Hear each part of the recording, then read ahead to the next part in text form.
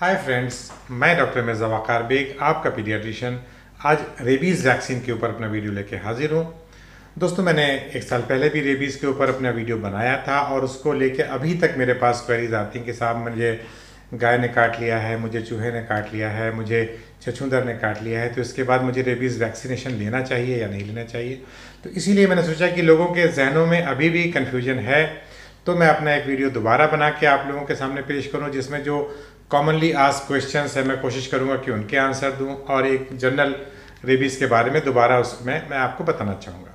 तो दोस्तों, अगर अभी तक आपने मेरे चैनल को सब्सक्राइब नहीं किया है तो भाई मेरी रिक्वेस्ट है कि प्लीज़ मेरे चैनल को सब्सक्राइब कीजिए और मेरे वीडियोस को ज़्यादा से ज़्यादा लोगों में शेयर कीजिए ताकि लोगों में इसकी अवेयरनेस पैदा हो सके। रेबीज़, जैसा कि आप जानते हैं कि ये जानवरों के काटने से ये मैमल्स की बीमारी है और जानवरों से एक दूसरे से दूसरे जानवर में ट्रांसमिट होती है और जानवरों से ह्यूमन में ट्रांसमिट होती है।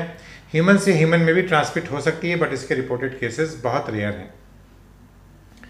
अब ये होती है कि रेबीज़ बेसिकली एक वायरल इलनेस है और ये इसका वायरस बहुत ही ख़तरनाक होता है जो कि काटने के बाद नर्वस सिस्टम को अफेक्ट करता है। और जो सबसे इसमें महत्वपूर्ण बात है कि अभी तक रेबीज़ का इलाज नहीं है। 100% फैटेलिटी रेट है इस बीमारी का, यानी कि अगर किसी को रेबीज़ के लक्षण आने शुरू हो गए हैं तो उसकी मौत एक तरह से निश्चित है। आप उसको किसी भी इलाज से बचा नहीं सकते। तो बचने का क्या तरीका है? बचने का तरीका सिर्फ और सिर्फ वैक्सीनेशन है कि आप अपने आप को वैक्सीनेट कर लें इससे पहले कि आपको ये वायरस की बीमारी लग सके। अब ये आता है कि भाई ये रेबीज़ के लक्षण क्या क्या होते हैं। देखिए, रेबीज़ कुत्ते के काटने से, जैकॉल के काटने से, बैट्स के काटने से, रकून्स हैं और जो भेड़िया है, इवन घरों में जो आपके जो बिल्लियाँ पली होती हैं, जंगली बिल्ली, आपके बैट्स और चूहा, छछूंदर और कैटल्स जो घर में जो जो आपके जो जानवर पले हैं, घोड़ा, इन सब से भी हो सकता है अगर इनको किसी रैबिड एनिमल ने काटा हुआ है। तो काटने के तकरीबन 7 से 10 दिन के बाद इसका इंक्यूबेशन पीरियड होता है, बट कुछ केसेस में ये महीनों वैरी कर सकता है और इंक्यूबेशन पीरियड कुछ केसेस में ये सालों वैरी कर सकता है। तो इसलिए अब आप ये नहीं सोचेंगे कि मेरा एक हफ्ता निकल गया तो आप सुकून से बैठ सकते हैं। तो ज़रूरी ये है कि इसमें हम अपना बचाव कर सकें। बचाव का तरीका ये है कि अगर आपको किसी स्ट्रीट एनिमल ने काटा है, स्ट्रीट डॉग ने काटा है या बंदर ने काटा है, तो जाहिर सी बात है आपको वैक्सीनेशन उसको एज अर्ली एज पॉसिबल लेना चाहिए। और जो रिकमेंडेड डोजेज हैं वो हम लोग बाद में डिस्कस करेंगे, बट पहले हम लोग ये डिस्कस करेंगे कैटेगरी ऑफ वुंड्स क्या क्या होते हैं। अगर जानवर ने सिर्फ आपको खरोचा है या उसने आपके ज़बान से लिक किया है और आपके स्किन में कहीं खरोंच नहीं आई है या आपके स्किन के ब्लीच नहीं हुआ है, मतलब वहीं से कहीं से खून नहीं निकला है, तो ऐसे में आप सिर्फ वुंड को अच्छे से क्लीन कर दीजिए। 10 से 15 मिनट उसको सूप वाटर में धो दीजिए और आपको ऐसे में इंजेक्शन लगाने की ज़रूरत नहीं है। ये कैटेगरी 1 ऑफ वुंड कहलाता है। कैटेगरी 2 में आता है कि स्क्रैच किया है या उसने लिक किया है बट सरफेस स्किन की कटी हुई थी, वहाँ पर ज़ख़म हो रहा था, तो ये इस आपके कैटेगरी 2 के आपके जो वुंड आते हैं।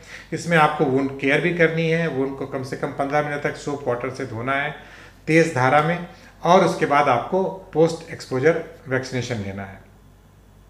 इसके अलावा स्टेज जो कैटेगरी 3 के जो वुंड्स होते हैं वो आपके प्रॉपर बाइट है और आपके चेहरे के आसपास हो या आपके बॉडी के अपर हिस्से में हो, तो ये कैटेगरी 3 ऑफ वुंड्स आता है। इसमें आपको वुंड केयर बहुत ज़रूरी है, इसमें आपको वैक्सीन लेनी है और प्लस इसमें कैटेगरी 3 वुंड में आपको जो थर्ड आपका ट्रीटमेंट ऐड होगा वो है रेबीज़ इम्यूनोग्लोबुलिन। रेबीज़ इम्यूनोग्लोबुलिन जहाँ जहाँ काटा जाता है उसके खिलाफ इन्फिल्ट्रेट किया जाता है। ये बेसिकली एंटीबॉडीज़ होती हैं जो कि रेबीज़ के वायरस को डायरेक्टली न्यूट्रलाइज करने की कोशिश करती हैं, क्योंकि अगर रेबीज़ के एंटीजन को आप न्यूट्रलाइज नहीं करेंगे और ये ब्रेन तक में पहुंच गए तो ये बहुत सीरियस बीमारी बन जाती है और इसको फिर बचा पाना पेशेंट को नामुमकिन हो जाता है। तो स्टेज 3 जो कैटेगरी 3 के वुंड है उसमें रेबीज़ का इम्यूनोग्लोबुलिन, रेबीज़ वैक्सीन और वुंड केयर, ये तीनों आपके लिए बहुत ज़रूरी हो जाते हैं।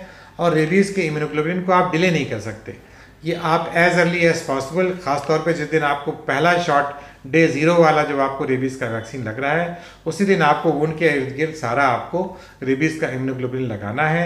ये 20 इंटरनेशनल यूनिट्स पर केजी के हिसाब से आप कैलकुलेट करके, आप अगर कई मल्टीपल जगह पे आपको काटा हुआ तो हर जगह पे आप थोड़ा थोड़ा थोड़ा तक कर करके इसको इस इंजेक्शन के ज़रिए उस घाव में आप इस इंजेक्शन को लगाएंगे और जो रेबीज़ का वैक्सीनेशन है वो तो ज़ाहिर सी बात है डेल्टॉइड या जो हमारी जो बाह की जो मांसपेशियाँ होती हैं यहाँ पर लगाया जाता है।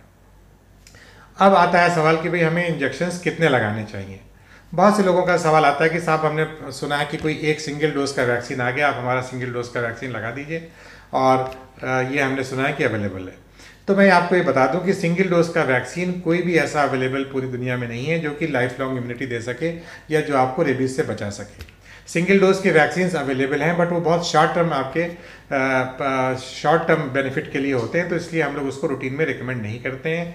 जो प्रॉपरली रिकमेंडेड वैक्सीन्स हैं वो पोस्ट एक्सपोजर प्रोफाइलेक्सिस में अभी भी 5 डोजेज ही रिकमेंडेड हैं। 5 डोजेज में आप कब कब लगाएंगे?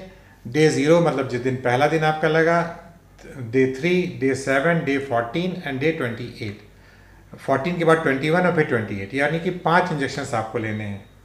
0 day, 3rd day, 7 day, 14 day और डे 21 या डे 28 पे आप उसको 5वां इंजेक्शन लगा सकते हैं। अब इसमें एक कैटेगरी आती है प्री एक्सपोजर प्रोफाइलेक्सिस, जो हम लोग काटने के बाद इंजेक्शंस लगाते हैं, इसको हम लोग बोलते हैं पोस्ट एक्सपोजर प्रोफाइलेक्सिस।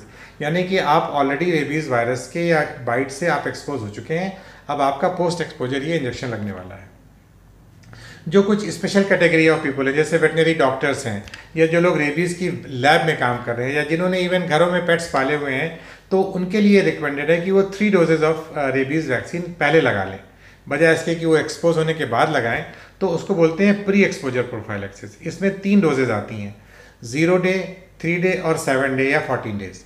यानी कि आप 3 डोजेज पहले से लगा के रखेंगे, तो उसके बाद अगर आपका एक्सपोजर होता है तो आपको सिर्फ 2 डोजेज लेनी होती हैं, 0 और 3 दिन पे।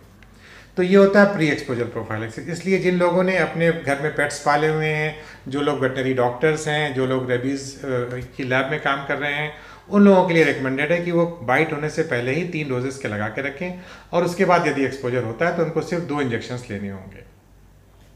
तो ये तो हो गया प्री एक्सपोजर प्रोफाइलेक्सिस के बारे में और पोस्ट एक्सपोजर प्रोफाइलेक्सिस के बारे में।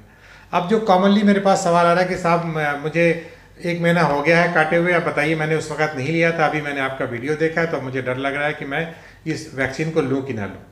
तो मेरा सजेशन ये है कि अगर आपने हो गया है, आपको 1 महीना हो गया है, चाहे 2 महीना हो गया है, और आपने नहीं लिया था, तो आप इसको ले लीजिए और 5 डोजेस को लगवा लीजिए, ताकि आपका प्रोटेक्शन हो जाएगा। इसके बाद जो बहुत कॉमन सवाल आता है कि मैं साहब 5 इंजेक्शंस पूरे ले चुका हूँ, अब 1 साल बाद फिर मुझे काट लिया है सड़क पे कुत्ते ने या बिल्ली ने या मंकी से, मेरा दोबारा बाइट हो गया है, तो अब मुझे वैक्सीनेशन लेना चाहिए या नहीं लेना चाहिए। तो ऐसे केसेस में आपको बता दूं कि अगर आप फुली इम्यूनाइज्ड हैं तो आपका वैक्सीनेशन का जो मिनिमम जो ड्यूरेशन है दैट इज़ 3 ईयर्स। 3 से लेके 5 साल तक आप इसमें प्रोटेक्टेड हैं। तो अगर 3 साल के अंदर आपको कोई बाइट होती है तो आपको दोबारा इंजेक्शन लेने की ज़रूरत बिल्कुल नहीं है। और अगर आपको 3 साल से ज़्यादा हो गए हैं तो फिर आप 2 इंजेक्शंस, क्योंकि आप ये मान के चलिए कि आपको प्री एक्सपोजर प्रोफाइलेक्सिस आपका हो चुका है और उस वक्त आप फिर 2 डोजेज ले सकते हैं। बट अगर 5 साल से भी ज़्यादा हो गए हों तो मैं समझता हूँ कि इट इज़ बेटर कि आप पूरा अपने 5 डोजेस का कोर्स को रिपीट करें। 5 डोजेस के कोर्स को रिपीट करने के लिए इसलिए भी ज़रूरी है कि अगर आपको स्ट्रीट डॉग काटता है, अगर आपके पेट्स ने ही आपको काटा हुआ है और अगर वो वैक्सीनेटेड हैं, तो ऐसे केसेस में आप, अगर आप प्रीवियसली वैक्सीनेटेड हैं और आपको 5 साल हो भी चुका है, तो आप वैक्सीनेशन अवॉइड कर सकते हैं। तो अब ज़्यादातर हम लोग के पास शहरों में जो लोग बच्चे जो आते हैं वो अपने घर के ही किसी पेट ने उनको काट लिया है, बच्चे को खरोच दिया है, तो ऐसे में मैं समझता हूँ कि 5 डोजेज हम लोग उनको लगाते तो हैं, बट अगर उसको, क्योंकि बार बार फ्रीक्वेंट होता है, तो 3 से 5 साल के बाद फिर अगर उनको काट रहा है और अगर पेट्स भी वैक्सीनेटेड हैं तो उसको दोबारा लगाने की ज़रूरत नहीं होती है। तो इसलिए बचाव के लिए, टू समराइज़, मैं समझता हूँ कि इसका सबसे बचाव ही, इसका एक मुख्य का बचाव ही एक हमारे पास ज़रिया है रेबीज़ से बचने के लिए। तो इसलिए जो जिनके घरों में पेट्स हैं उनको रेगुलरली उसको इम्यूनाइज़ कराएं।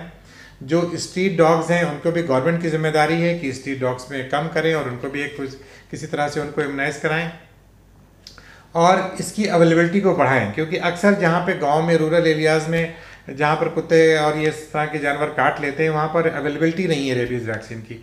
इस वजह से अभी भी बहुत जाने जाती, मैं समझता हूँ कि हर आधे घंटे में रेबीज़ की वजह से अभी भी हिंदुस्तान में एक जान जा रही है, हर 3 मिनट में किसी को रेबीज़ वैक्सीन लग रहा होता है। तो it's still a major disease burden in India, और इसको रेबीज़ वैक्सीन को WHO ने भी इसेंशियल मेडिसिन की क्राइटेरिया में रखा है। सन 1885 से रेबीज़ वैक्सीन समझिए लग रही है और अभी भी समझिए रेबीज़ के हम लोग ऑलमोस्ट हर महीने कई बच्चे आ जाते हैं, कई एडल्ट्स आ जाते हैं जिनको हम लोग को रेबीज़ की वैक्सीन लगानी पड़ रही है। ठीक है दोस्तों, तो मैं समझता हूँ कि आप लोग को काफ़ी हद तक जो रेबीज़ को लेके कन्फ्यूजन है वो दूर हो गया होगा। आप लोग इस वीडियो को पूरा देखें। आप लोग की प्रॉब्लम ये है कि आप लोग वीडियो देखते नहीं और सवाल पूछना शुरू कर देते हैं। ज़्यादातर आप लोगों के सवालों का जवाब मैंने वीडियो में ऑलरेडी दिया होता है। ठीक है दोस्तों, तो इस वीडियो को ज़्यादा से ज़्यादा लोगों में शेयर कीजिए और अपना बचाव कीजिए।